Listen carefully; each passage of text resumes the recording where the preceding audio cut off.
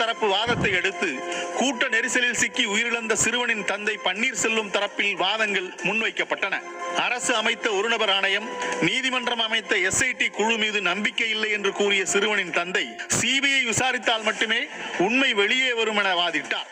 மேலும் விசாரணை நடந்து கொண்டிருக்கும் போதே ADGP உள்ளிட்ட அரசு அதிகாரிகள் விளக்கம் கொடுத்தது வழக்கை முன்கூட்டியே முடிவு செய்யும் வகையில் இருப்பதாக சந்தேகம் எழுப்பப்பட்டது.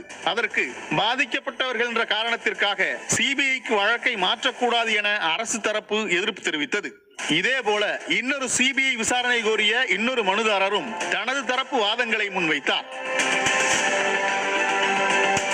கூட்டத்திற்குள் ரவுடிகள் புகுந்து விட்டார்கள் எனவும் காவல்துறை தடியடி நடத்தியது எனவும் குற்றம் சாட்டிய அந்த மனுதாரர், திடீரென தடியடி நடத்தப்பட்டதும் ஏன் எதற்கு என தெரியாமல் மக்கள் சிதறி ஓடினார்கள் எனவும், கூட்டத்திற்குள் எந்த பதிவு எண்ணும் இல்லாத ஆம்புலன்ஸ் வாகனம் வேகமாக நுழைந்தது எனவும், கூட்டத்திற்குள் சமூக விரோதிகள் களமிறக்கப்பட்டு இருக்கிறார்கள் எனவும் குற்றச்சாட்டை முன்வைத்தார் அந்த மனுதாரர்.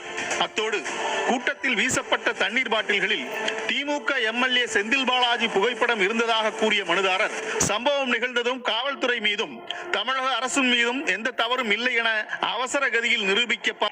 லைக் பண்ணுங்க, ஷேர் பண்ணுங்க, சப்ஸ்கிரைப் பண்ணுங்க. மறக்காம கீழே இருக்கிற பெல்ல ஒரு தட்டு தட்டு.